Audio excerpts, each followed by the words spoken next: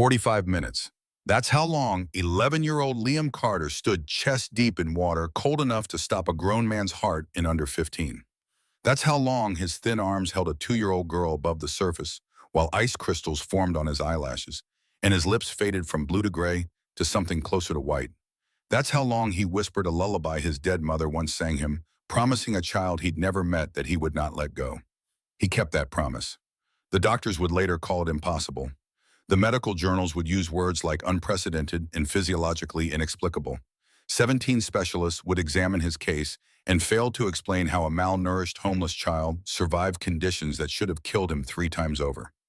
But what happened next, what 1,500 Hells Angels did when they learned his story, didn't just make medical news. It rewrote what an entire nation believed about family, sacrifice, and the throwaway children society pretends not to see.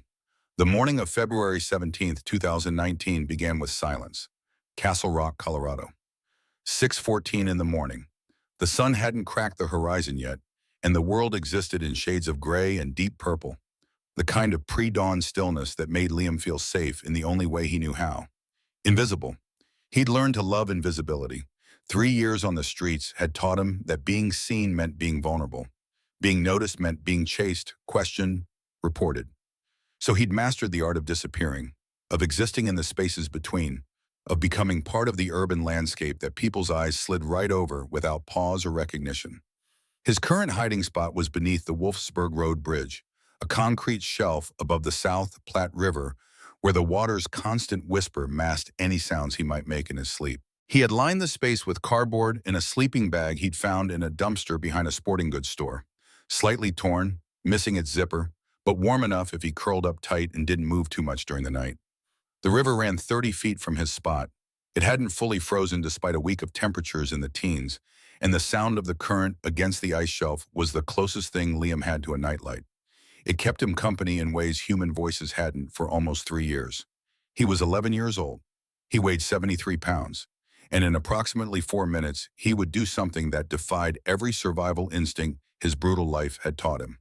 The pickup truck appeared on the bridge at 6:18. Liam heard it before he saw it, engine running too fast for the icy conditions, that particular high-pitched squeal of tires losing and regaining traction on black ice. He sat up in his nest of stolen blankets, heart rate spiking because 3 years of hypervigilance had wired his nervous system to treat unexpected sounds as threats.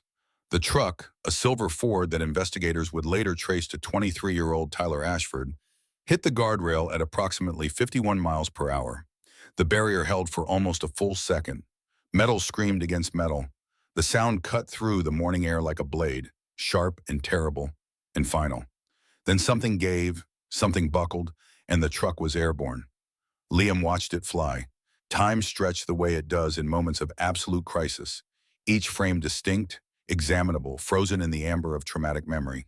He saw the headlights cutting arcs through the gray morning air, saw the spray of ice and snow exploding from the impact point, saw the dark mass of the vehicle rotating slowly, almost gracefully, as it cleared the bridge's edge. The ice broke with a sound like a rifle shot. The truck punched through nose first, headlights still glowing beneath the surface like dying eyes. For a moment, maybe 2 seconds, the cab stayed above water. The engine hissed and steamed. Then Liam heard the crying, "Hi." Unmistakably a very young child, and something else. Movement on the bridge above. A figure climbing through the torn guardrail. A man, stumbling, clearly drunk, looking down at the sinking vehicle for exactly 3 seconds before turning. And running away. The crying grew louder, more desperate. The sound of a small human realizing she was alone and the water was rising and no one was coming to help. Liam was in the water before he made the conscious decision to move. Later in interviews and testimony, in the endless retellings that would follow, people would ask him what he was thinking in that moment. What calculation had he made? What heroic impulse had driven him? The truth was simpler and more complex than any answer he could give them. He wasn't thinking anything. He heard a child crying and he moved. His body took over, driven by something deeper than thought, something that lived in the part of him that remembered what it felt like to be small and terrified and completely alone, to scream for help and have no one come. He couldn't not go. The water hit him like a fist made of razors. Every nerve in his body screamed at once. The cold wasn't temperature, it was violence, an assault, A full body shock that drove the air from his lungs and made his muscles seize. The river was chest deep here, maybe 4 feet, but the current was stronger than it looked, and the bottom was slick with algae-covered rocks that shifted in on and rolled beneath his feet. The truck was sinking faster now. The cab tilted forward, water pouring through the shattered windshield in a steady torrent. Liam pushed forward, his teeth already chattering so hard he thought they might crack. His hands, bare because he'd lost his only gloves weeks ago, went from painful to numb in seconds. But the child was still crying, still alive, still waiting for someone to come. He reached the truck as the cab went under. Through the rear window, he could see her, a toddler, maybe 2 years old, strapped into a car seat. Her face was red from screaming. Her tiny hands were reaching toward him, toward anyone, toward hope, wrapped in tattered clothes and desperation. The door wouldn't open. Water pressure had sealed it shut. Liam made a fist and punched the window. The glass didn't break. His knuckles split open. Blood swirled into the dark water, black in the pre-dawn light. But the pain was distant, theoretical. Something happening to someone else's hand. He hit it again. Again. On the fourth strike, using his elbow this time, the window cracked. A spider web of fractures spreading from the impact point. On the fifth, it shattered. Water rushed in. So did he. The car seat's buckle was a nightmare of frozen plastic and panic. His fingers weren't working right anymore. Stiff, clumsy, belonging to someone else's body. But he kept trying, kept fumbling, kept whispering words he didn't know he remembered. I've got you. I've got you. I'm not going to let go. The buckle released. He pulled the girl, Emma, her name was Emma, though he wouldn't learn that for hours, from the seat and pushed back through the window, lifting her above the water. She was so small, so light, her arms wrapped around his neck with surprising strength for someone so tiny. Now he just had to get out. Remember this moment, remember the cold, the weight of a child in arms that were already dying, because what happens next will stay with you long after this story ends. Liam turned toward the shore. Emma clutched against his chest, and that's when he understood the full horror of his situation. The river wasn't wide, maybe 40 feet from bank to bank. It wasn't deep. The water came to his chest, Emma's head well above the surface as long as he kept his arms raised. But the banks weren't banks. This stretch of the South Platte ran through a flood control channel. The sides were concrete walls, nearly vertical, rising about 4 feet from the water's surface to ground level. Under normal circumstances, metal maintenance ladders were embedded every 100 yards or so. The nearest ladder was 200 feet downstream, and the concrete walls were coated in ice, at least an inch thick, smooth, featureless, impossible to climb. Liam tried anyway. He pushed toward the wall, Emma's weight making every step treacherous, and reached up with one hand. His fingers scraped against the ice. Slipped. Found nothing. He tried again, stretching onto his toes, reaching as high as possible. The ice was too smooth, the wall too vertical, and he couldn't release Emma to use both hands. The current caught him. Not strong, maybe 2 miles per hour under normal conditions. But Liam's body was already failing, his legs going numb, his core temperature dropping every second. When he tried to plant his feet, the slick rocks betrayed him. He fell. Water closed over his head for a full second before he found his footing again, before he pushed himself up, before he lifted Emma back above the surface. She was coughing, choking, screaming, and Liam held her as high as his arms could reach and fought the panic trying to hijack his brain. He tried the wall again, and again, and again. Each attempt weaker than the last, each failure costing energy he couldn't afford to lose. The cold was inside him now, shredding through his blood, slowing his heartbeat, shutting down everything non-essential. His body wanted to stop. His body wanted to let go of the weight in his arms and swim for the ladder 200 feet away. His body, in its primitive wisdom, understood that holding a 25-pound child above water while standing chest-deep in near-freezing water was a death sentence. Liam told his body to shut up. He backed against the concrete wall, pressing his spine to the ice, and lifted Emma as high as his arms could reach. Her head was above water. She was breathing. She was alive. He would keep her that way for as long as his body lasted. "It's okay," he whispered through chattering teeth. "It's okay, baby. I've got you. Help is coming. I'm not going to let go." He didn't know if help was coming. Didn't know if anyone had seen the crash, if anyone had called for rescue, if anyone even knew they were here. But he said it anyway because it was all he had left to give her. To understand why Liam jumped into that river, you have to understand what that river saved him from. 4 years earlier, different boy, different world.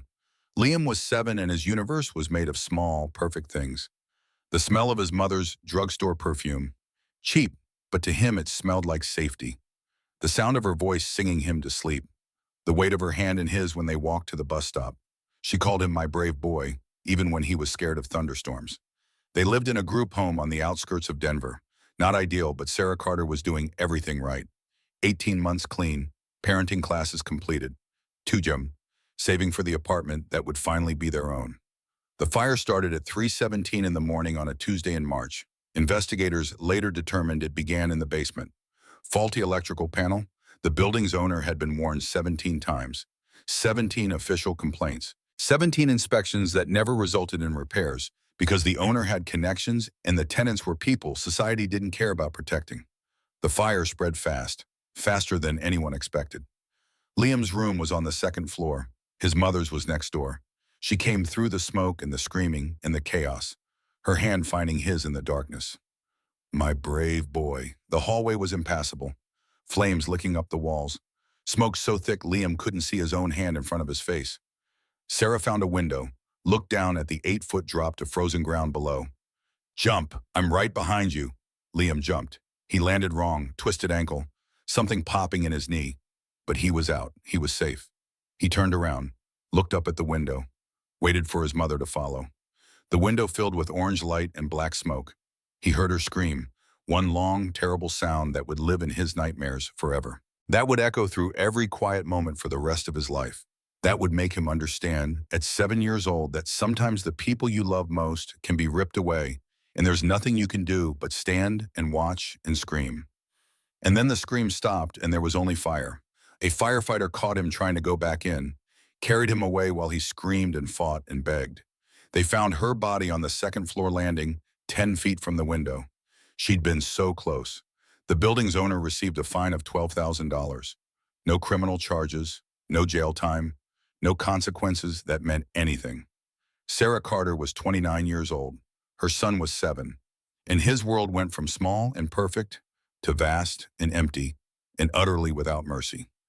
What Liam's father did behind closed doors explains why the boy jumped into freezing water for a stranger. But the full truth will come later, and it will change everything you think you know about the system that was supposed to protect him.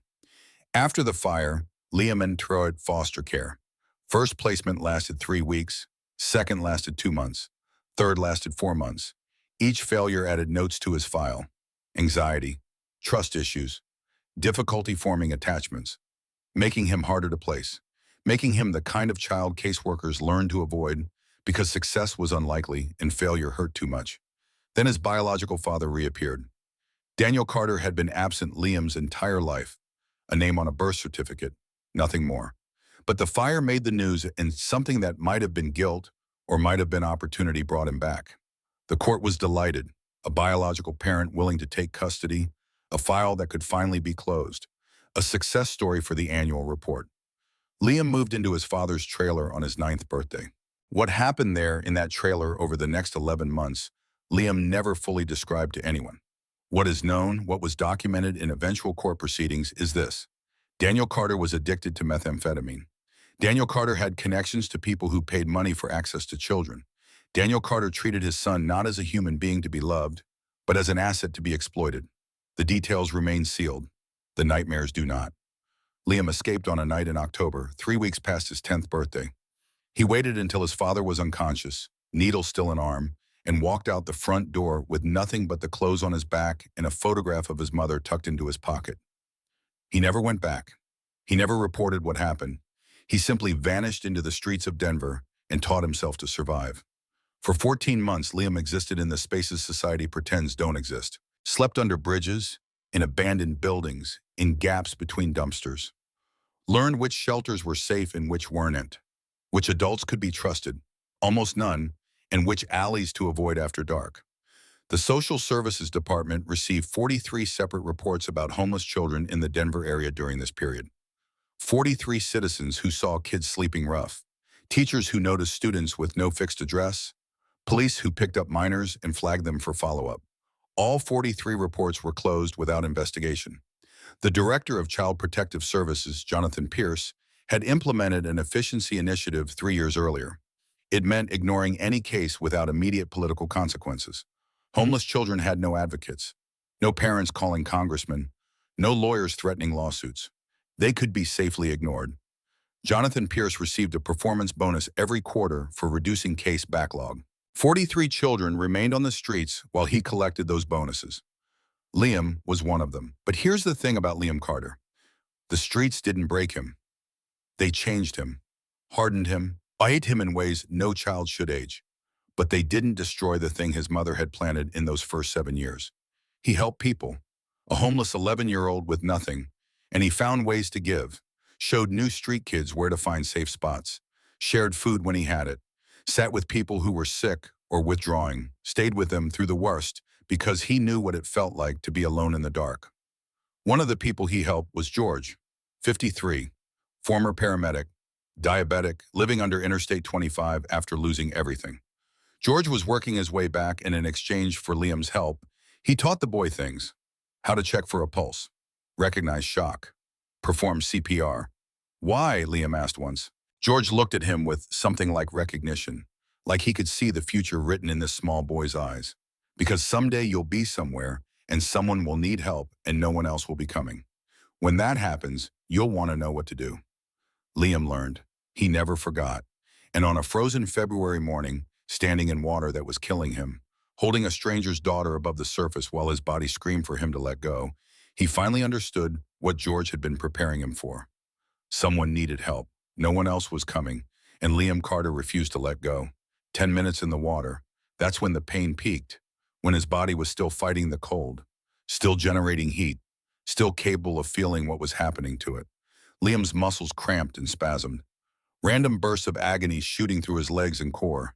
His skin felt stabbed by 1,000 needles, each one driving deeper with every second. His core temperature dropped to 34 degrees Celsius, 93.2 Fahrenheit. Emma had stopped crying. That terrified him more than anything. He looked down at her pale face, blue-tinged lips, eyes starting to flutter closed, and understood the cold was taking her too. She was smaller, less body mass. If he was dying, she was dying faster. Liam did the only thing he could think of. He started to sing. The song was his mother's, a lullaby from before the fire, before the streets, before everything. He hadn't sung it since she died, hadn't let himself remember. But now in this frozen hell, the words came back like they'd been waiting. Hush now, baby. Close your eyes. Morning's coming by and by. Stars are fading one by one. Sleep now, darling. Day is done. His voice was broken, barely a whisper. But Emma's eyes opened. She looked up at him, this tiny creature, this impossibly small person, and stopped shivering long enough to listen. Her hand, ice cold and trembling, reached up and touched his face. More, she said. More song. 20 minutes in the water, his core temperature dropped to 29 degrees Celsius, 84.2 Fahrenheit. The pain was fading now, replaced by a dangerous warmth spreading through his body. Hypothermia's cruelest trick, convincing the dying that they were getting better. His arms shook so badly he feared dropping her. His legs threatened to buckle. But he kept singing the same 4 lines over and over, a loop, a mantra, a rope to hold on to when everything else was slipping away. Hush now, baby. Close your eyes. 30 minutes in the water, 25 degrees Celsius, 77 Fahrenheit. His vision started to blur. Thoughts became thick and slow. He couldn't remember exactly why he was standing in cold water, or who the child in his arms was, or why it mattered so much that he didn't let go. He just knew that he couldn't let go, couldn't stop, couldn't break the promise he'd made.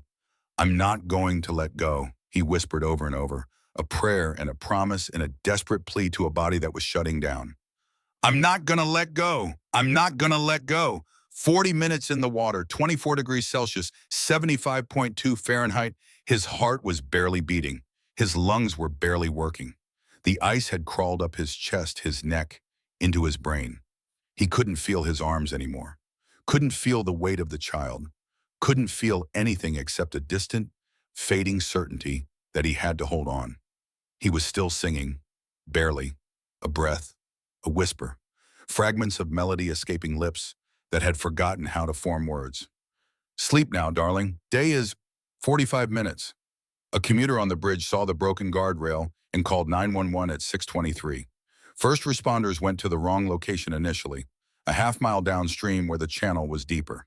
The correction came at 6:51. They found Liam at 7:03, still standing, arms still raised, Emma still clutched against his chest, face buried in his frozen shirt, and he was still singing. The rescue divers went in immediately. They found that his fingers had frozen around her coat, literally frozen, locked in place by ice and hypothermia and sheer impossible will. They had to pry his grip open to separate them.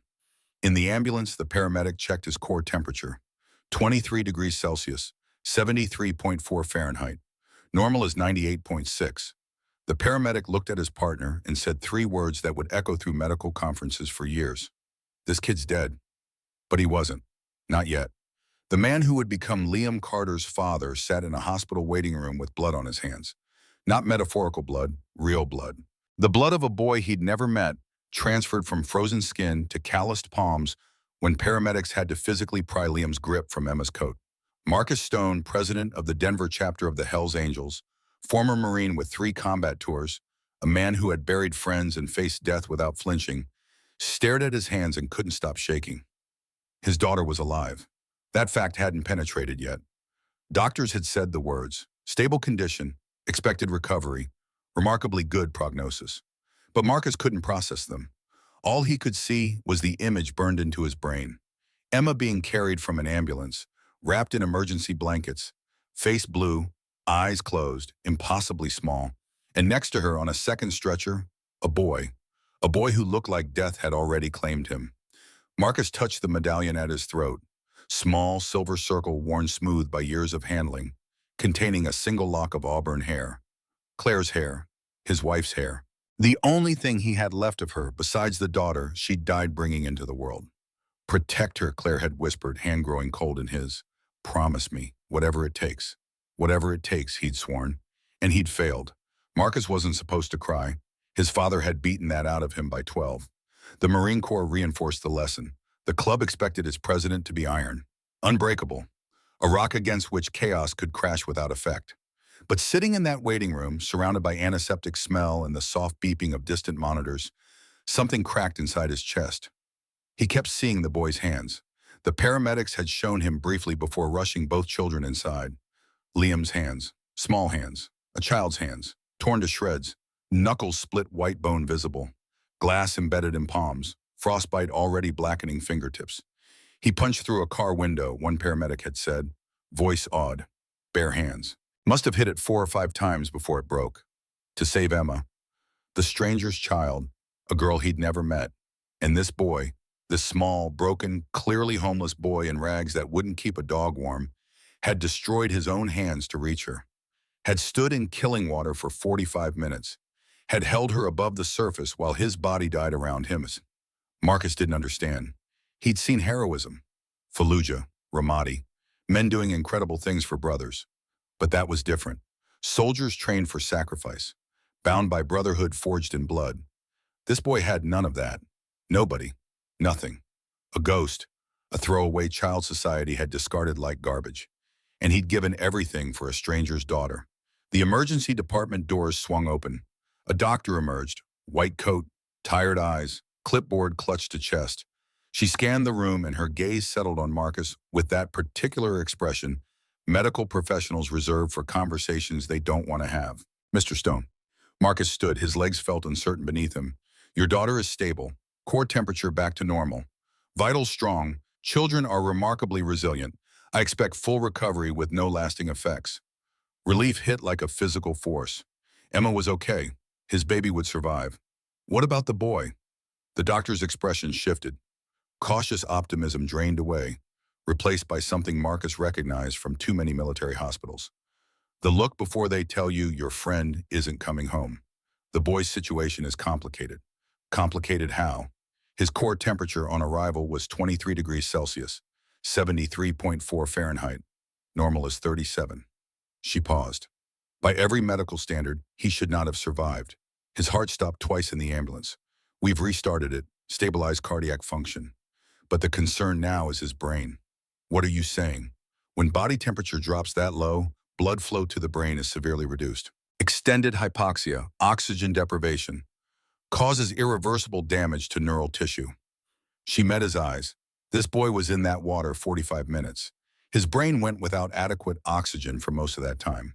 Scans show significant swelling, reduced activity in multiple regions.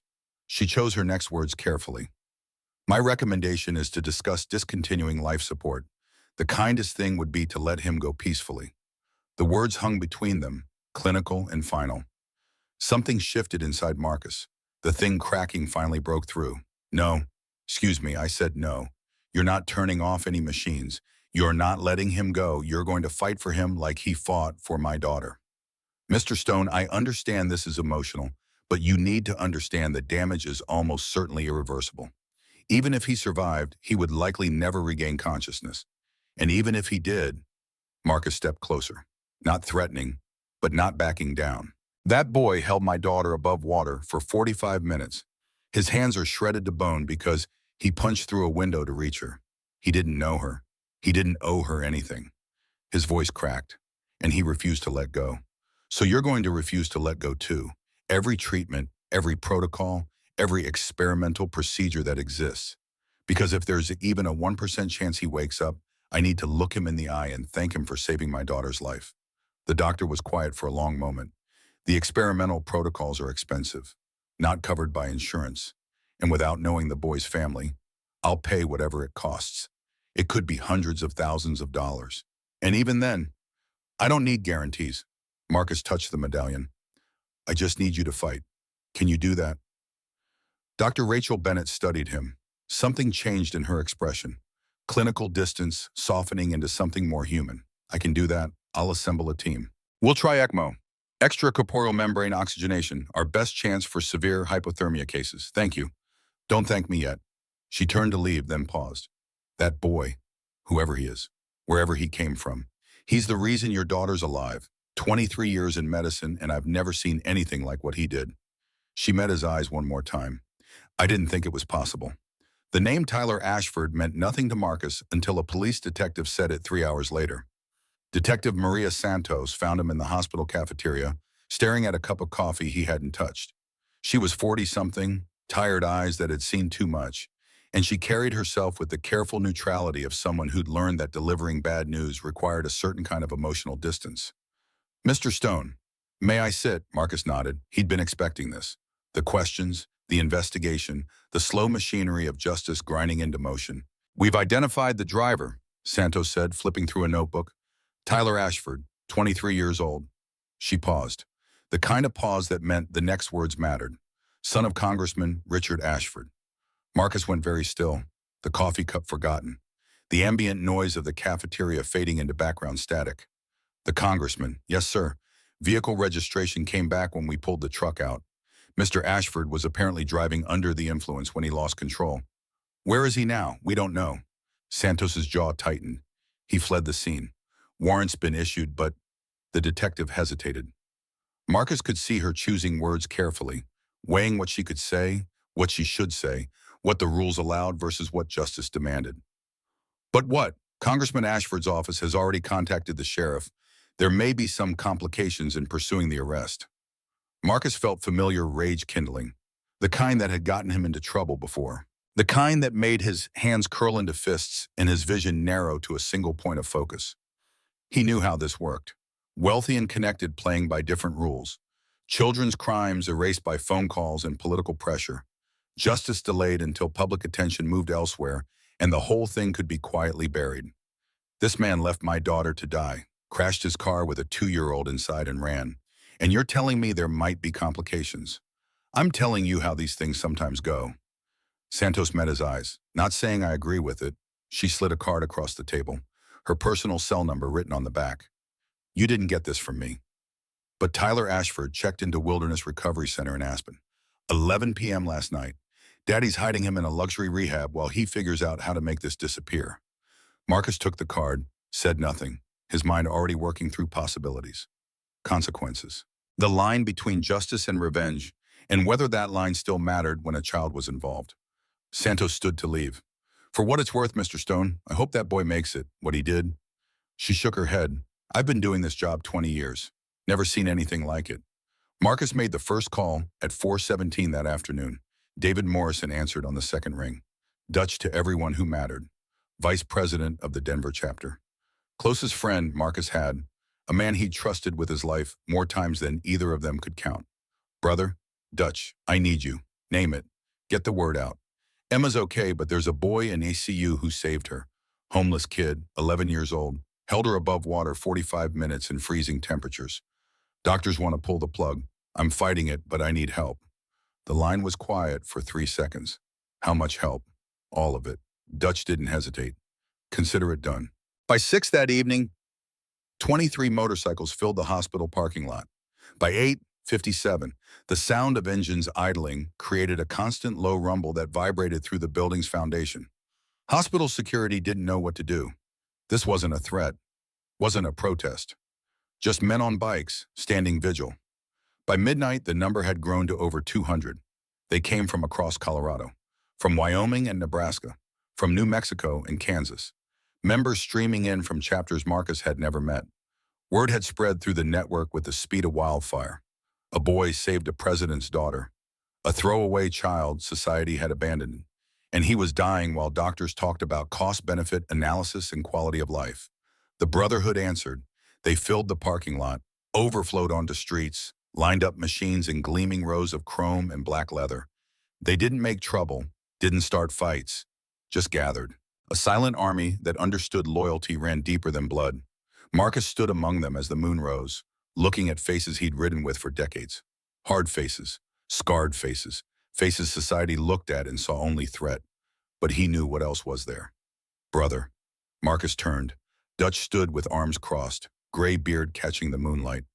The vice president looked older tonight, tired in a way that came from carrying other people's pain. How's the girl? She's going to be okay. Doctors say full recovery. Thank God. Dutch was quiet for a moment, the kind of silence that held weight. And the boy, Marcus felt his throat tighten. They want to take him off life support. Say his brain's too damaged. Say, even if he survives, he'll never wake up. What do you say? I say that's not happening. I'll spend every penny I have before I let them give up on him. Dutch nodded slowly, unsurprised. Brothers feel the same. Started a collection. 47,000 as of an hour ago. More coming. Marcus stared. 47,000. In 3 hours. That boy did something none of us could. Dutch's voice was rough. Saved your daughter when none of us were there. When you called for help and we were too far away to answer. That means something. He put a hand on Marcus's shoulder. That means everything. The tears came then, and Marcus didn't try to stop them. He wept in that parking lot, surrounded by 200 of the most dangerous-looking men in Colorado. And not one of them looked away. Not one of them judged. They had his back. They would always have his back. Around 2 in the morning, Marcus's phone buzzed. A text from a contact he hadn't spoken to in years. A man who worked in places the law didn't reach. Who knew things before they became public knowledge. Tyler Ashford, Wilderness Recovery Center, Aspen. Room 204. 2 security guards. Father visiting daily. Marcus read it twice. Showed it to Dutch. What do you want to do? Dutch's question hung in the cold air. Behind them, 200 engines idled. 200 men who would follow Marcus into hell if he asked. Who understood that some debts could only be paid in blood. Marcus thought about Emma, small and blue in the ambulance. About Liam fighting for his life upstairs. About Tyler Ashford sleeping in a luxury rehab while consequences circled but never quite landed. Nothing. Not yet. Dutch raised an eyebrow. When that boy wakes up, and he will, I want to tell him justice was done the right way. That we didn't become the monsters they think we are. Marcus looked at the medallion around his neck. And if the system fails, if Ashford walks, he didn't finish, didn't need to. Dutch understood perfectly. Then we do it our way. But we give the system one chance, just one. The next 72 hours blurred into medical terminology, waiting room coffee, and the steady rhythm of machines keeping Liam alive. Marcus learned things. Things about the boy that made his chest ache. The detective work wasn't difficult. Police investigation into Tyler Ashford. Hospitals' attempts to identify their patient. Pieces of Liam's story emerged like a puzzle, assembling itself one terrible revelation at a time. Birth certificate. Sarah Carter. Mother. No father listed initially. Foster records from 4 counties. A missing person report filed 18 months ago. Never investigated, never followed up. Just another homeless kid in a system that had stopped pretending to care. He learned about the fire that killed Sarah Carter, about the landlord who'd ignored 17 safety complaints, about inspections that documented violations and produced nothing but paperwork, about a woman who died 10 feet from a window because someone decided profit mattered more than lives. He learned about Daniel Carter, the father who reappeared when it was convenient. Court records painted a picture Marcus recognized from his years in law enforcement.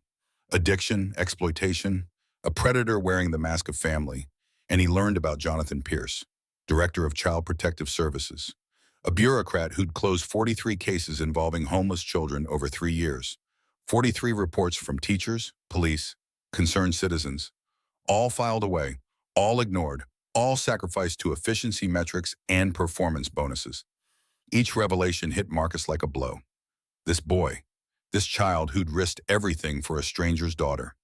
He'd been failed by every institution designed to protect him. Mother died because someone prioritized profit. Childhood stolen by a predator sharing his DNA. Pleas for help ignored by a system that found homeless children inconvenient for spreadsheets. And still, somehow, he'd become the kind of person who jumped into freezing water for a little girl he'd never met. On the third morning, Marcus asked the hospital chaplain to meet him in the chapel. He wasn't religious, hadn't been to church since his mother's funeral 20 years ago. But sitting in that small room with its simple cross and smell of candle wax, he felt something he hadn't felt in years. Helplessness. He'd spent his adult life being the man who fixed things, the Marine leading squads through impossible situations, the president keeping volatile personalities in line, the father who would move heaven and earth to protect his daughter, but he couldn't fix this. Couldn't force the boy to wake up. Couldn't undo 45 minutes in freezing water. Couldn't reach back through time and save Sarah Carter from that fire, or protect 7-year-old Liam from the monster who called himself father. I don't know how to do this, he whispered into darkness. The silence offered no answers, just the quiet hum of ventilation and distant footsteps in hallways beyond. I couldn't protect my wife, couldn't protect my daughter. And now this kid who saved her, he's dying, and there's nothing I can do. Marcus reached into his jacket. The weight was familiar, comforting in a way that said something troubling about who he'd become. The pistol felt cold against his palm. He'd carried a weapon so long he felt naked without one. And in this moment, dark chapel at 3 a.m, boy dying down the hall, system protecting the man responsible, the solution the gun offered seemed almost reasonable. Find Tyler Ashford. End him. Then end himself. Let Emma be raised by Dutch in the club. She'd be loved, protected, better off without a father who failed everyone he tried to save. He was still holding the gun when the chapel door creaked open. Daddy. Marcus froze. Emma stood in the doorway in her hospital gown, bare feet pale against linoleum, eyes huge in dim light. She'd slipped away from the nurses again. Had been doing that, wandering the halls looking for something. Sophie, baby, what are you doing up? She patted across and climbed into his lap. He had just enough time to slide the gun back into his pocket before her arms wrapped around his neck. You're crying, she said, not a question, just observation delivered with the brutal honesty of small children. Yeah, baby, Daddy's crying. Is it because of the boy, the one who held me in the water? Marcus felt his heart crack open. Yeah, the boy is very sick. Doctors aren't sure if he's going to get better. Emma was quiet, face pressed against his shoulder. Then as she pulled back with an expression far too old for a 2-year-old, far too knowing, he said he wouldn't let go. What? In the water? He said, I'm not going to let go. Over and over, he promised. Her small hand touched his wet cheek, and he didn't let go. Daddy, not even when he was so cold, not even when he was scared. She looked at him with absolute certainty, absolute faith. He doesn't lie. I know he doesn't. So if he said he won't let go, that means he won't. Emma's voice became fierce, determined. You have to believe him, Daddy. You have to not let go either. Marcus couldn't speak. His daughter was looking at him with eyes that saw everything, that understood more than he'd given her credit for. Okay, he whispered. Okay, baby, I won't let go either. He carried her back to her room, stayed until she fell asleep, then went to the bathroom and looked at himself in the mirror for a longer time. The gun was still in his pocket. He took it out, looked at it, thought about what he'd almost done, then unloaded it, separated magazine from frame, and locked both pieces in his truck's gun safe. When he came back inside, he went to Liam's room, sat in the chair beside the bed, watched monitors trace the fragile thread of life still holding. "I won't let go," he said to the unconscious boy. "I promise." While Marcus kept vigil, another story was unfolding in newsrooms across Denver. Sarah Chen had been a reporter for the Denver Post for 8 years, long enough to develop instincts about which stories mattered, which ones would burn hot for a week then fade, which ones had the potential to change things. The moment she heard about the crash, she knew. She started with the basics. Tyler Ashford, 23, congressman's son. That alone would have been enough for a standard political scandal piece. Rich kid gets special treatment, public outrage, apologies and promises of reform. Then nothing changes. But Sarah dug deeper. Tyler's arrest record wasn't public, sealed by court order. But she had sources, people who owed favors, people who believed sunlight was the best disinfectant. What she found made her physically ill. 14 prior incidents. 14 times Tyler Ashford had been arrested, charged, or cited. DUI, assault, drug possession, domestic violence. Each time the charges disappeared, records sealed, victims paid off or intimidated into silence. She found police reports that never made it to prosecutors, witness statements that vanished from files. A pattern so clear it could only mean one thing. Someone with power had been making Tyler's problems go away, over and over and over. Sarah called her editor. "I need 3 days, no questions, just trust me." She got 2. The deeper she dug, the uglier it became. But then she found something that shifted her entire focus. The boy in the ICU, the homeless 11-year-old who'd saved Tyler's victim. Sarah started pulling threads, foster care records, missing person reports. And that's when she found Jonathan Pierce, Director of Child Protective Services, 10 years in the position. Impeccable reputation for efficiency, award winner, budget hero. She requested case files under Freedom of Information laws, got stonewalled, tried again with different approaches. Finally found a former caseworker willing to talk off record. They called it the Efficiency Initiative, the woman said, her voice shaking even though she'd left the department 2 years ago. If a case didn't have political pressure behind it, we were told to close it. Fastest way to keep numbers looking good. How many cases? The woman was quiet. How many? Sarah pressed. Over 3 years, hundreds. But the ones that haunt me, 43 reports about homeless children, all closed without investigation, all marked resolved when we knew those kids were still out there. Sarah felt her hands go cold. Do you have proof? I kept copies. The woman's voice dropped to a whisper. I knew someday someone would ask. I just hoped it would be before more kids died. In Aspen, Tyler Ashford sat in a room that cost $3,000 a day and felt like a prisoner. The Wilderness Recovery Center marketed itself as a healing sanctuary. Luxury accommodations, gourmet meals, therapy sessions that promised transformation. What it really offered was a place for wealthy families to hide problems until public attention moved elsewhere. Tyler stared at his phone. News coverage was everywhere. The crash, the little girl rescued, the homeless boy in critical condition. Comment sections filled with rage directed at him. Monster, coward, hope he rots in prison. His father had taken his laptop, limited phone access, no social media. But Tyler found ways, and what he found was destroying him from the inside. The boy's name was Liam Carter, 11 years old, homeless for over a year. Mother died in a fire. Father. Tyler couldn't read about the father without feeling sick. This child had survived hell, and Tyler had added to it. Left him to die. Ran like the coward everyone was calling him. There was a knock on the door. His father entered without waiting for answer. Congressman Richard Ashford, 58, silver hair, $10,000 suit. The kind of man who believed rules applied to other people. We need to talk. Tyler looked up. The lawyers say if the boy dies, they'll upgrade charges. Vehicular homicide. 20 years minimum. Tyler's stomach dropped. But, Richard continued, sitting in the leather chair across from his son, if he survives, if this becomes just another DUI accident, we can work with that. Rehab, remorse, character witnesses. You'll do some time, but nothing like what they're threatening.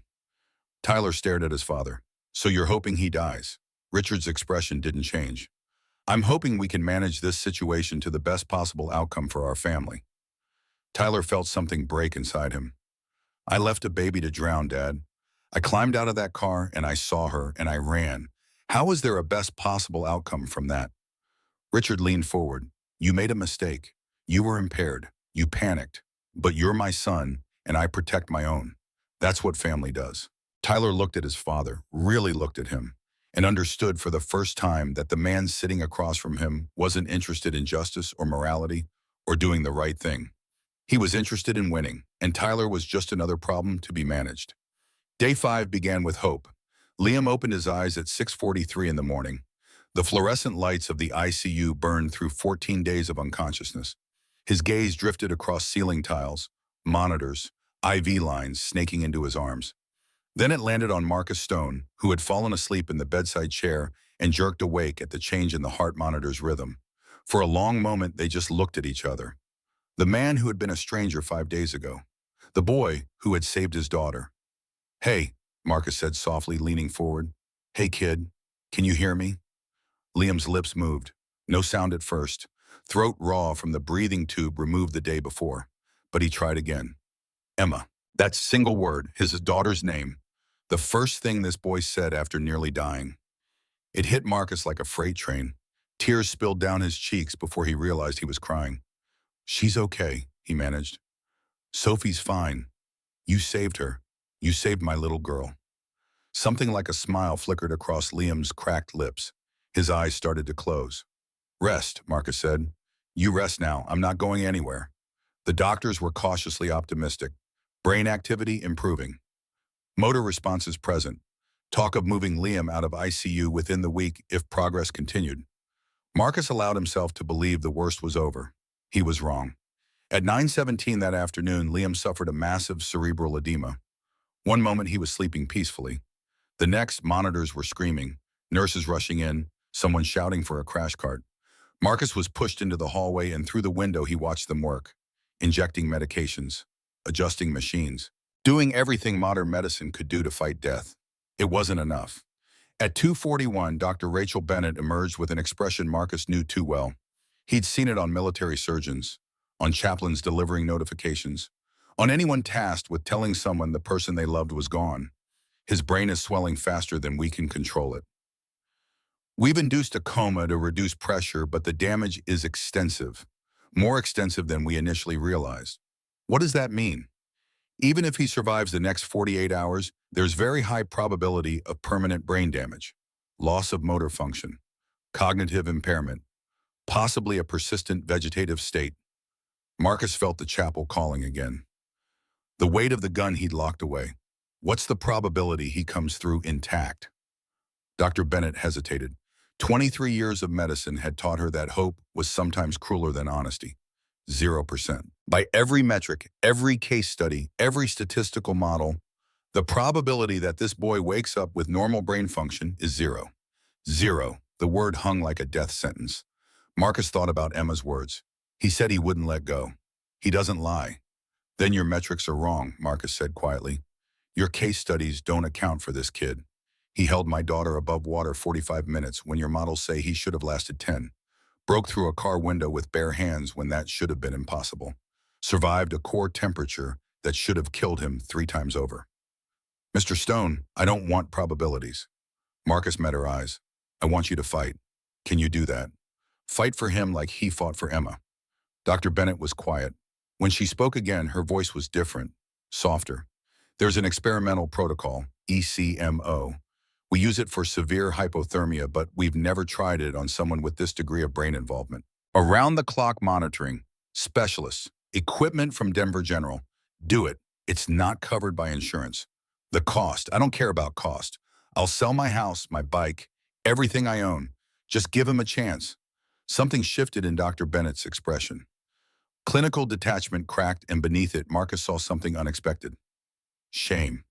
I wanted to give up on him, she said quietly. That first night, I told you to let him go. Looked at charts and scans and made a decision based on numbers. Forgot that medicine isn't just about numbers.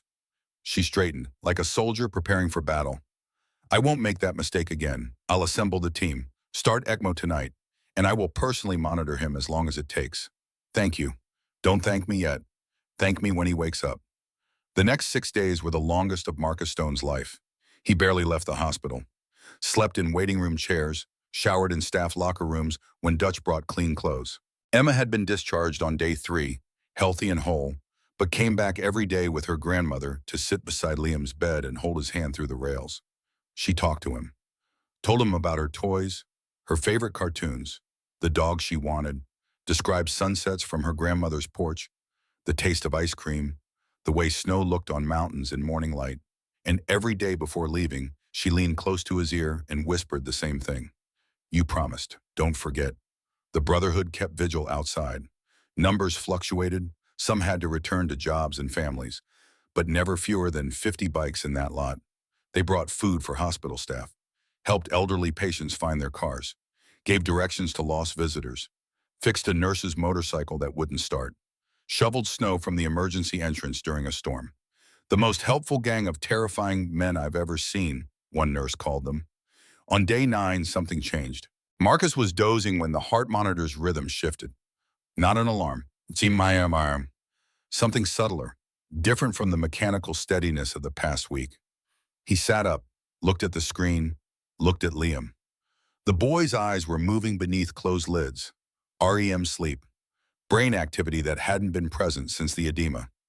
Marcus grabbed Dr. Bennett from the hallway. She ran tests, checked readings, consulted specialists. This is impossible, she kept saying. This shouldn't be happening. The swelling hasn't reduced enough for this level of activity. But it was happening. Day 10, Liam's fingers twitched. Day 11, brain scans showed activity in regions that had been dark since arrival. Day 12. He squeezed Emma's hand when she asked him to. And on day 14, exactly 2 weeks after a homeless boy jumped into a frozen river, Liam Carter opened his eyes, looked at the people around his bed, and spoke. Emma. Marcus leaned in, hard hammering. She's right here, kid. Right here.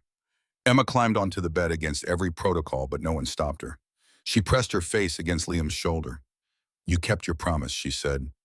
I knew you would. Liam's hand, still weak, still recovering from frostbite that had nearly cost him his fingers, came up to rest on her hair. I don't break promises, he whispered. Dr. Bennett stood in the doorway, eyes wet, hands shaking. 23 years, thousands of patients. She had never seen anything like this. The first word he spoke after the coma made grown men with scars and tattoos turn away to hide their tears. And in that moment, Marcus Stone made a decision that would change 3 lives forever. The medical community called it the miracle of the Platte River. Case studies were written, papers published. Liam's recovery became a touchstone for discussions about human survival limits, the mysterious resilience of the young, things medicine still couldn't explain. Dr. Rachel Bennett gave an interview to a Denver news station the day Liam left the ICU. The video would eventually reach 12 million views. I wanted to give up on him, she said, tears streaming. I looked at data and made a clinical decision that this child could not survive. I almost killed him with my certainty.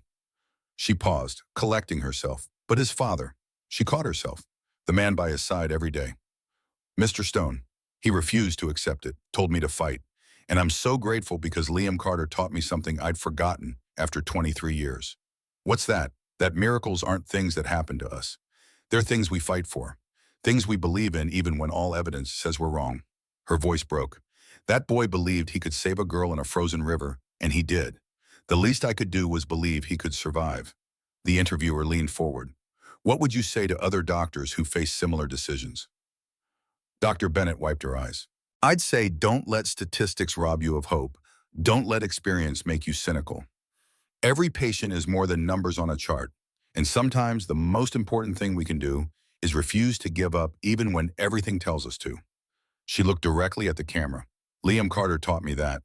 A homeless 11-year-old boy with nothing taught a doctor with 2 decades of experience the most important lesson of her career. The clip went viral within hours. The story spread. Local news first, then state, then national. A homeless boy saves a toddler from drowning.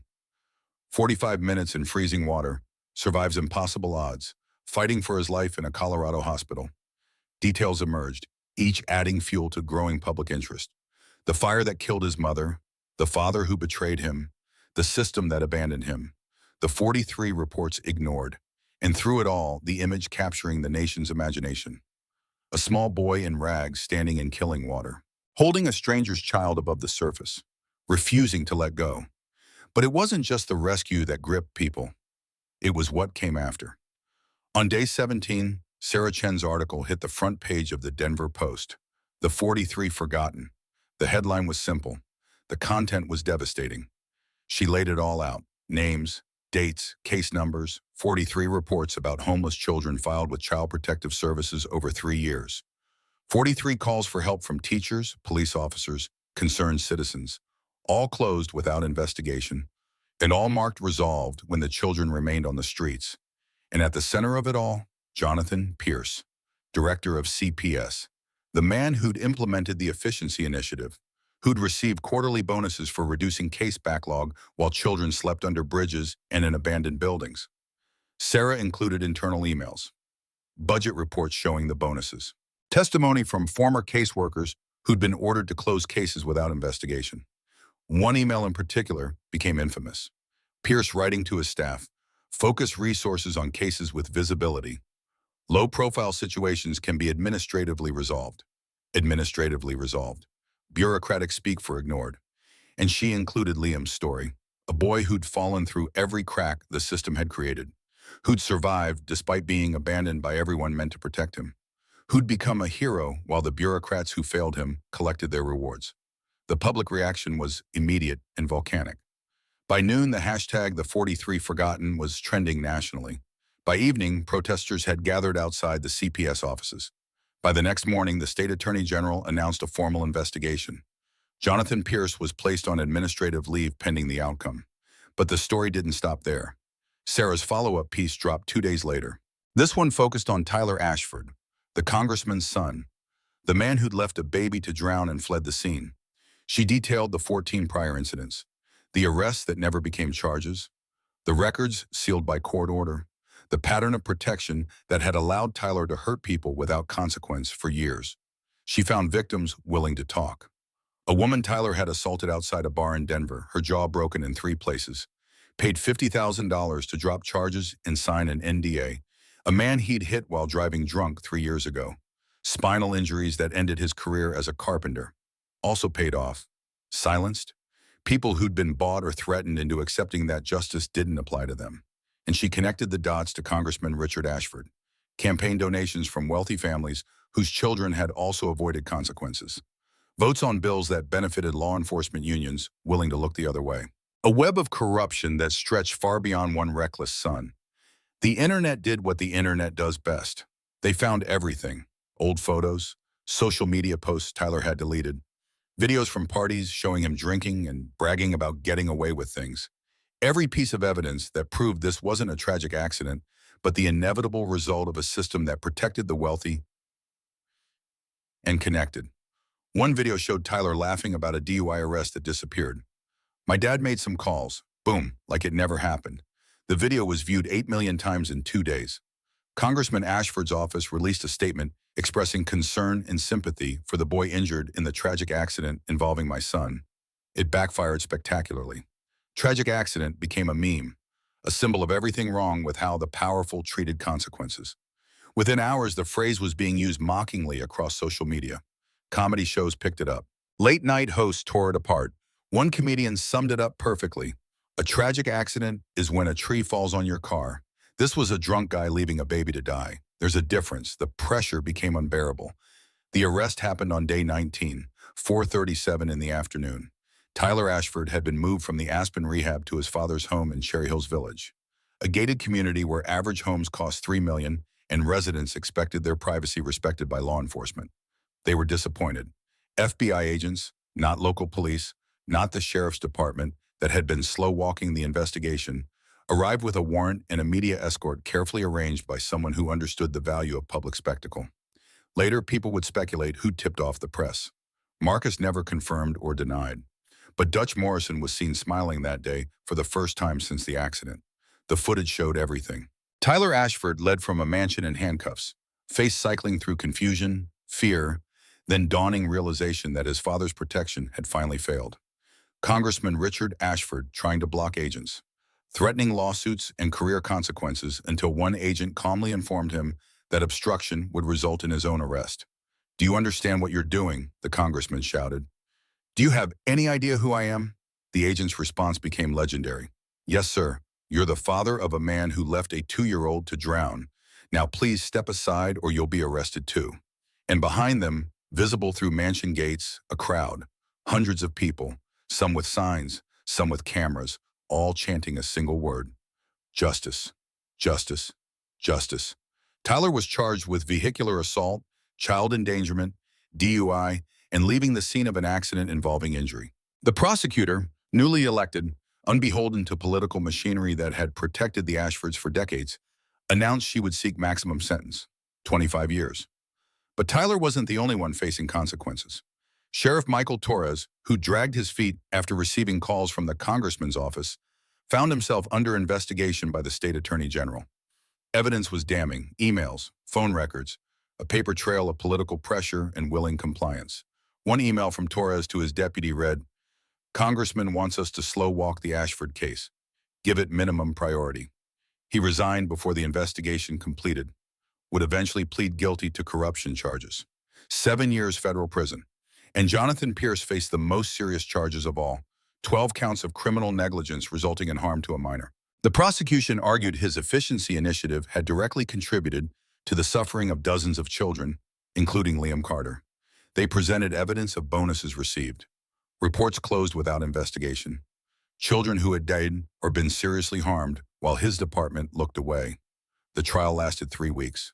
Former caseworkers testified about being ordered to ignore reports. Teachers who'd filed concerns about homeless students only to watch those reports disappear into bureaucratic black holes. Police officers who'd found children sleeping in cars and filed reports that never resulted in action. One caseworker broke down on the stand. "I knew those kids were out there. I knew they needed help. But Pierce made it clear that helping them wasn't a priority, that our jobs depended on closing cases quickly, not helping children effectively." The defense argued Pierce was simply trying to manage limited resources efficiently. The prosecution brought in a budget analyst who showed that during the 3 years of the efficiency initiative, the CPS budget had actually increased by 18%. Pierce hadn't been managing scarcity. He'd been prioritizing his own career advancement over children's lives. Jonathan Pierce was sentenced to 12 years. 1 year for each count. 1 year for each child the system could prove he'd harmed. It wasn't enough. Nothing could undo the damage. But it was something. A crack in the wall of impunity, protecting those who failed the most vulnerable. And it sent a message that would echo through social services departments across the country. Children matter. Even the ones without advocates. Even the ones sleeping under bridges. They matter. In a minimum security federal prison in Cannon City, Tyler Ashford watched the news coverage of Pierce's sentencing. He'd been in custody for 2 months, awaiting trial. His lawyers were negotiating a plea deal, talking about 15 years instead of 25 if he showed remorse and cooperated. But Tyler wasn't thinking about plea deals. He was thinking about the boy, Liam Carter, 11 years old when Tyler left him to die, now 12, recovering, adopted by the biker whose daughter he'd saved. Tyler had received a letter from his father 2 weeks ago, brief, cold, explaining that the family had decided it would be best if Tyler took full responsibility, pled guilty, accepted whatever sentence the court imposed, for the good of the family. Translation: you're on your own. Tyler understood. He'd been a useful son when his mistakes could be covered up. Now he was a liability, a political embarrassment. Better to cut him loose and move on. He wrote a letter that night, not to his father, not to his lawyers, to Liam Carter. It took him 6 tries to get the words right. "Dear Liam, you don't know me, but I'm the reason you almost died. I was driving the truck that went into the river. I was drunk. I lost control, and when I climbed out and saw Emma in the back seat, I ran. I left her to die, and I left you to die trying to save her. I don't expect forgiveness. I don't deserve it. I just wanted you to know that what you did, the choice you made to jump in when I chose to run, it changed me. I spent my whole life running from consequences, having my father fix my mistakes, believing I was special enough that rules didn't apply. You proved me wrong. You're 11 years old, homeless, had every reason to look the other way and protect yourself. But you didn't. You're more of a man at 11 than I've ever been. I'm going to plead guilty, accept whatever sentence they give me, and I'm going to spend every day of that sentence trying to figure out how to become the kind of person who runs toward people who need help instead of away from them. Thank you for saving Emma. Thank you for showing me what courage actually looks like. Tyler Ashford. He sent the letter, never received a response. Didn't expect one. But writing it changed something inside him. The first step on a long road toward becoming someone different than he'd been. The scene that would define the miracle of the Platte River in public imagination happened on day 23. Liam was strong enough to sit up now, eat solid food, have conversations lasting more than a few minutes. Doctors were amazed. The brain damage they'd feared hadn't materialized. Months of physical therapy ahead for his hands and legs. But cognitive abilities seemed intact. He was going to be okay. More than okay. He was going to have a future. Marcus had planned to tell him that day. Practiced words 100 times, trying to find the right way to ask a child he'd known less than a month to become his son. But Emma beat him to it. She climbed onto Liam's bed. Had been doing that daily, ignoring half-hearted objections from nurses. Settled against his side with the proprietary confidence of a toddler who'd decided something important. "You're my brother now," she announced. Liam looked at her, then Marcus, confused. "What? Daddy said you saved me, so now you're family." "That's how it works." Marcus felt his carefully prepared speech dissolving. "What she's trying to say, what I wanted to ask," he stopped. Started again. "Liam, I know we don't know each other well. I know you've been through things no kid should go through. And I know you have no reason to trust adults or systems or anyone who says they want to help." Liam watched him, guarded, waiting. "But what you did for Emma, I can never repay that. There's no gift, no amount of money, nothing that would equal what you gave my daughter." Marcus's voice cracked. "You gave her life. You gave me my life. Because if she hadn't, he couldn't finish. The point is, I'd be honored. My whole family would be honored if you'd let us take care of you. Not as debt or obligation. As family, real family, the kind that doesn't leave, the kind that shows up." He reached into his pocket and pulled out the medallion. "My wife gave me this before she died. Told me to protect our daughter. For 2 years I tried to live up to that. But I failed. When Emma needed protecting most, I wasn't there." He held the medallion toward Liam. "You were. I want you to have this. Not because you've earned it. You've earned more than I could ever give. But because when I look at you, I see family. I see the person who saved the only thing in this world I can't live without." Marcus's hands were shaking, "And I want you to be part of that." The room went silent. Liam looked at the medallion, then Emma, then Marcus. His eyes were wet, but he didn't cry. He'd probably learned not to cry a long time ago. "I don't know how to be in a family," he said finally. "Don't know how to trust people. Every adult who was supposed to protect me either died or—" He stopped. "I don't know how to do this." "Neither do I," Marcus said. "I've made mistakes you can't imagine. Done things I'm not proud of. I'm not a good man, Liam. Not by most standards." He met the boy's eyes. "But I'm a loyal one. And I'm asking you to give me a chance to prove that." Emma grabbed Liam's hand and placed it on the medallion. "Just say yes. It's not hard." For the first time since Marcus had known him, Liam laughed. Small, rusty, but real. "Okay, I'll try." Marcus felt tears streaming down his face. "That's all I'm asking." He helped Liam put the medallion around his neck. Silver settled against the boy's chest, warm from Marcus's body heat, carrying the memory of a woman who died protecting her child and the promise of a man determined to do the same. "Welcome to the family, son." Emma clapped her hands. "Now we're really a family. You, me, and Daddy. And all the uncles outside with the loud bikes."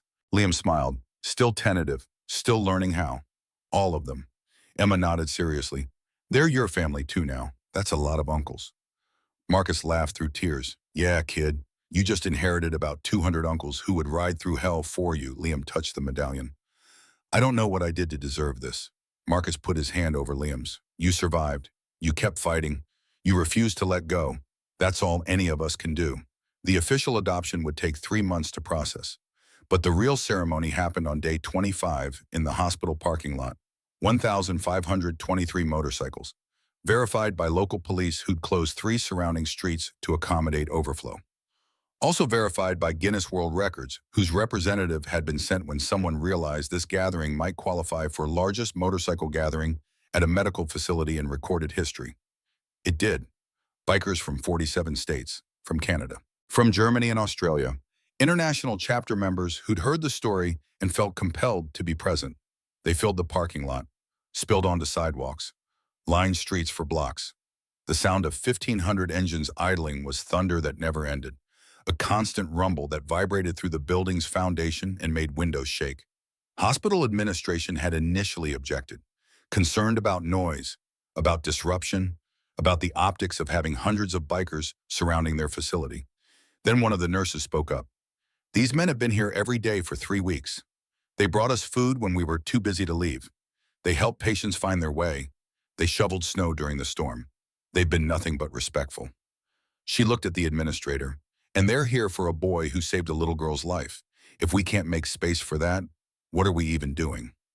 The objections stopped. And in the center, standing on a flatbed truck converted to makeshift stage, was Marcus Stone with Liam beside him. The boy was thin, still healing, moving carefully, damaged hands wrapped in bandages, legs unsteady, but standing, alive, looking out at the sea of leather and chrome with an expression slowly transforming from fear to wonder. Marcus had never been good at speeches, preferred action to words, but some moments demanded words. "Most of you don't know me," he began, his voice amplified through speakers that carried across the crowd. "But you know why you're here. You came because you heard about a boy who did something impossible." The crowd was silent, 1,500 people barely breathing. "Who jumped into a frozen river to save a stranger's child, who held her above water 45 minutes while his own body was dying, who refused to let go even when letting go was the only rational thing to do." He put his hand on Liam's shoulder. "This is that boy, Liam Carter. And as of today, he's my son." The roar from 1,500 throats was deafening, fists pumped, engines revved. Someone started chanting Liam's name, and within seconds the entire crowd had taken it up. "Liam, Liam, Liam." Liam looked overwhelmed, eyes wet, hands shaking. Marcus leaned close. "You okay? I don't understand," Liam whispered. "Why are they here? I didn't do anything that special." Marcus smiled, the smile of a man who'd seen too much cruelty to take kindness for granted. "You proved that one person with nothing but courage can make a difference. That's what they're here for. That's what you represent." He stepped back. "Go on, say something." Liam looked terrified, but stepped forward anyway. "I don't know what to say. I just saw a kid in trouble and couldn't walk away. That's all. Anyone would have done the same." "No, they wouldn't," someone shouted from the crowd. Others joined. "No way. You're a hero. We love you, kid." Liam swallowed hard. "I'm not a hero. Just someone who got lucky. Lucky I was there. Lucky I knew how to help. Lucky people didn't give up on me when I couldn't help myself." He looked at Marcus, at Emma watching from the truck's cab, at the crowd of strangers who'd traveled thousands of miles to celebrate his survival. "For a long time I thought I was alone, thought nobody cared what happened to me." His voice cracked. "I was wrong. You're here. You all came for me, and I don't know how to thank you." He paused, gathering courage. "So I'll just say this. If you ever see someone who needs help, really needs help, don't walk away. Don't assume someone else will handle it. Don't tell yourself it's not your problem, because maybe you're the only one who can help. Maybe you're their only chance." Liam's voice grew stronger. "And maybe someday they'll be standing in front of a crowd like this, trying to find words to explain how much it meant that you didn't give up on them." Silence. Then from somewhere in the crowd, a single voice began to sing. The lullaby, Liam's mother's lullaby, the song he'd whispered to Emma in freezing water. "Hush now, baby. Close your eyes." Other voices joined, rough voices, voices more accustomed to shouting than singing, cracking with emotion but pushing through. Morning's coming by and by. Within seconds, 1,500 people were singing a lullaby to a boy who'd lost everything and found something greater than he'd ever imagined. Stars are fading one by one. Liam broke down. The tears he'd held back for years, for his mother, his childhood, every moment of fear and pain and loneliness, finally broke through. He stood on that stage, surrounded by strangers who'd become family, and wept. Marcus held him. Emma climbed up, wrapping small arms around Liam's waist, and the crowd kept singing, "Sleep now, darling. Day is done." Dutch Morrison stood in the front row, tears streaming down his scarred face. Next to him, men who had fought wars and buried brothers openly cried. Because this wasn't just about one boy. It was about every child who'd been forgotten, every person who'd been told they didn't matter, every time the system had failed and ordinary people had to step up. It was about choosing to be the kind of person who doesn't let go. 5 years later, August 2024, Lake Granby, Colorado. The water was warmer, summer sun bright on mountain peaks. Liam Carter was 16 now, nearly a foot taller, shoulders broadened from years working on motorcycles with his father, hands still bearing scars that would never fade. He wore the medallion every day. Emma was 7, complaining the lake was too cold despite begging to come. She'd inherited her father's stubbornness and her brother's fierce protectiveness of people smaller than herself. Marcus was 46, gray streaking his beard. Content in ways he'd never imagined possible before that February morning 6 years ago. They were packing up when Liam heard the scream. 50 yards offshore, a small shape thrashing, arms flailing, head dipping below the surface. Liam didn't think. He ran. The child, Marcus, 6 years old, foster care, was going under when Liam reached him. He grabbed the boy, got an arm around his chest, swam them both to shore. Different lake, different child, same instinct. Circle closing. On the beach, Liam knelt to meet young Marcus's eyes, saw the flinch when the foster mother touched him, the weariness, the thousand small signs he recognized because he'd carried them himself. "Hey," Liam said gently, "you're okay. I've got you." The boy was shaking, not just from cold. "Someone came for me," Liam told him, "just like I came for you. That's how it works." He touched the medallion. "Someday you'll be the one who comes for someone else. You'll see someone who needs help and you won't walk away. Because you'll remember that someone didn't walk away from you." The boy looked up at him, eyes huge. "Promise." Liam smiled. "Promise." That night, Liam told Marcus he wanted to expand Liam's law nationally, create a foundation, make sure no child fell through cracks the way he almost had. "That's ambitious," Marcus said. "Take years, decades maybe, I know."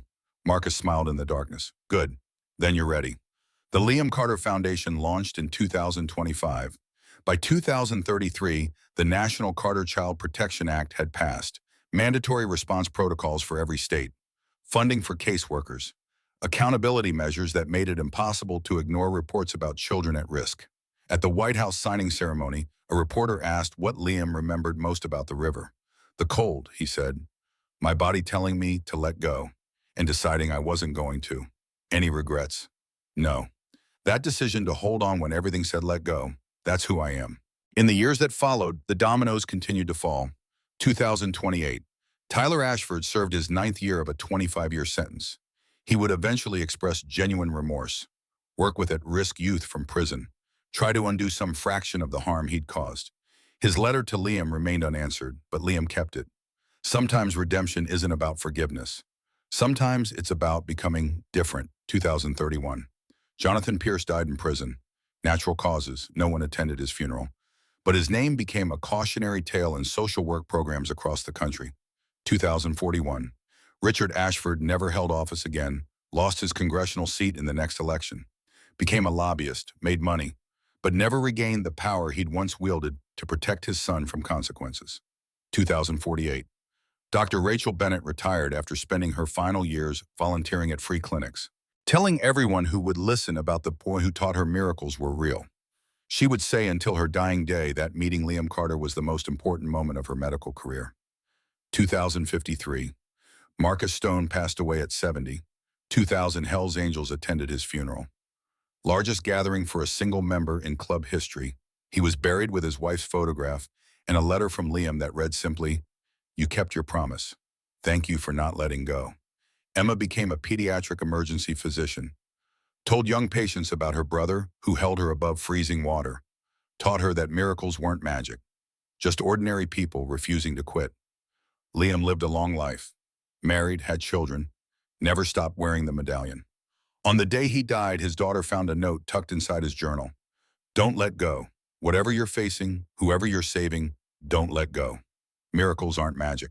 They're ordinary people making extraordinary choices. Be that person." The medallion now rests in the Smithsonian, an exhibit called Ordinary Heroes. Glass case in the center of the room. Soft lighting that makes the silver glow.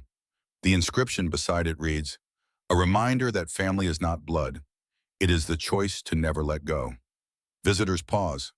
Some cry.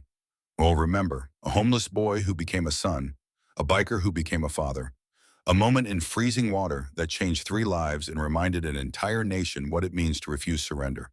The last line of the exhibit, etched in bronze, contains the words that defined Liam Carter's entire existence. He who didn't let go. And beneath it, in smaller letters, a question for everyone who passes.